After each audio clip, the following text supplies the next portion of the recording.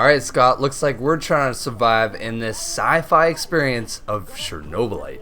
Народных депутатов сообщает, что в связи с аварией на Чернобыльской атомной электростанции в городе Припяти складывается неблагоприятная радиационная обстановка. You can't touch or smell it. Alright, Scott, this week we got our hands on a game that's in early access, Chernobylite.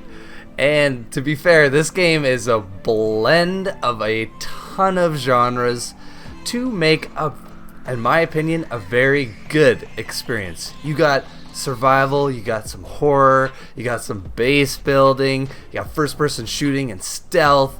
It's just a combination of all these elements to make this very much story-driven game where you are set off as Igor, and at the very beginning, you're kind of just already on this mission. You've hired 2 mercenaries to help you find your wife that was lost during the events of Chernobyl, and you believe that she is still there.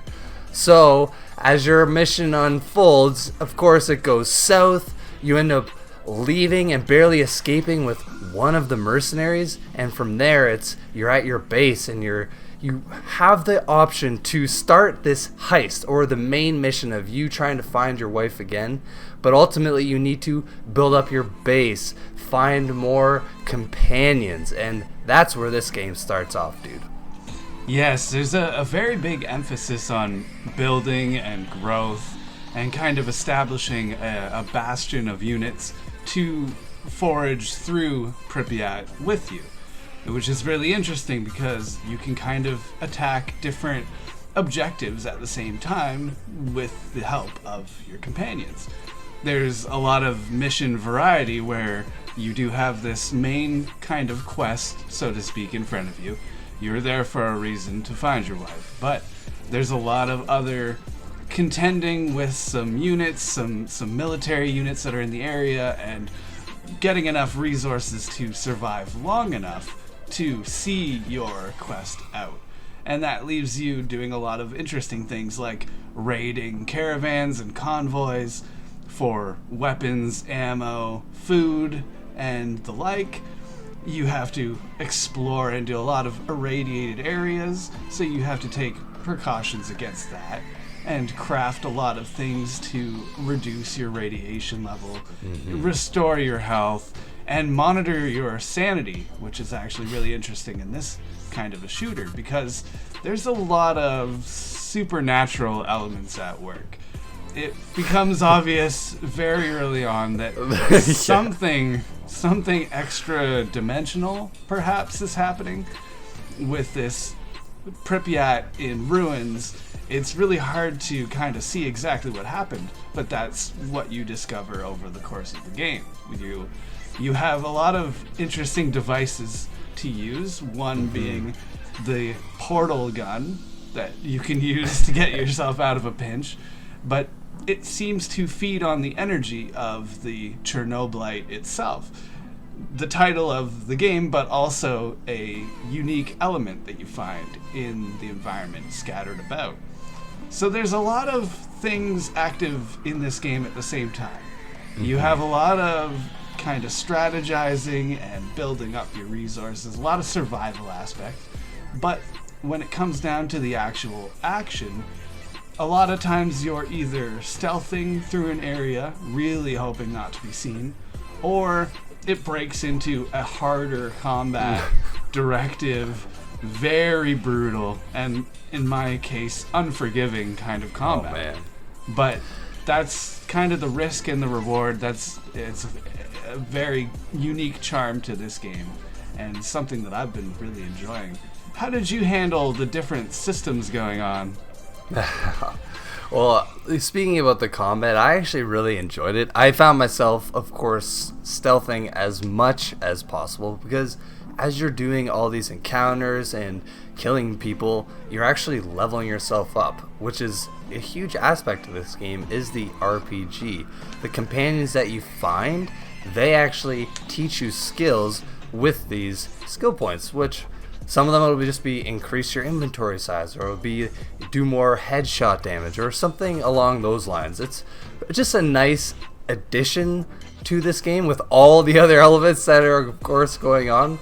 But man, the combat, like you said, once it all hell breaks loose, if you know you end up shooting them and then the whole camp knows about it, you can actually get caught. And this, which I thought was really unique, because my experience was very different from yours, because when I got caught, I woke up and I had to then break out and find all my weapons and my stash and then escape the prison cell or the jail. But your experience, like I said, was different. And how was it? Yes, mine was, well, I was quite nervous, not sure what I'm going to do to get out of this prison cell. This is not where I imagined the game was going to go at all. and then I found a familiar face that had walked by, and he said, "Oh, hello, it's you. I remembered you, and I owe you my life." And he gives me my pack, all of my items back, opens the jail cell and says, "Don't tell anyone." And that was my encounter.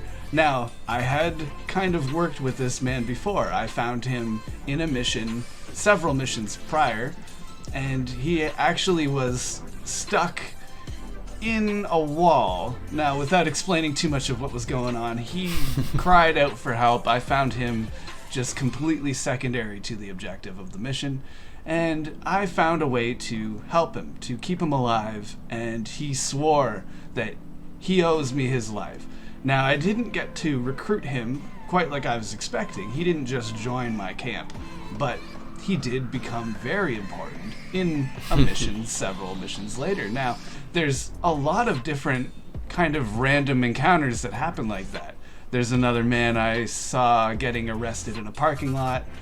I intervened, and now I'm kind of expecting to see him pop up again somewhere, even if it's in the form of a salesman.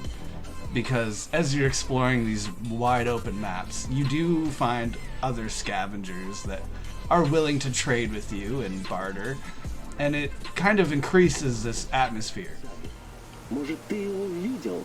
Увы, как-то не довелось. А что такое? Я ищу своего брата, Афанасия. Он недавно исчез без следа. Я уже все тут обыскал. Kind of like we had mentioned a while ago, the base building, there is a ton of stuff to build. You're monitoring your crew's happiness, so you have to build chairs and like radios, stuff that just generally makes them happier.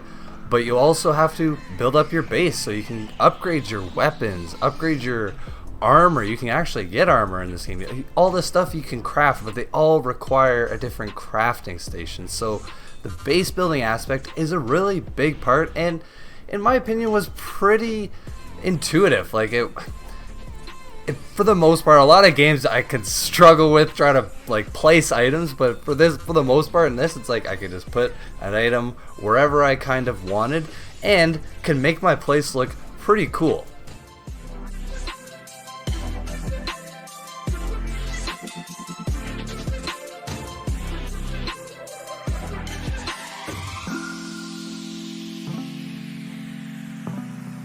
So I think, okay, with all these elements, part of this really cool first-person experience, man, what are you going to score Chernobylite? Oh, this Chernobylite, there's a lot to get into. So if it seems like we have skipped some things that you've noticed, that's likely to happen. Nobody's going to have the exact same experience playing this game. Mm-hmm. And I think that also adds to the charm. But audio-wise, there's a lot of Russian, which makes sense geographically. There's a lot of creepy, kind of crawly noises with the paranormal stuff. And the game on my system looked absolutely beautiful. So that combined with the very unique playstyle of this, I'm in with an 8.5. I was blown away. Oh, that's awesome, man. So like we did touch up on earlier, this game is in early access, but it's been out for quite a while now, and its full release is just around the corner come mid-summertime. So if I were to score this awesome survival, first-person base building, horror experience, man. 8 from me, man. Excellent.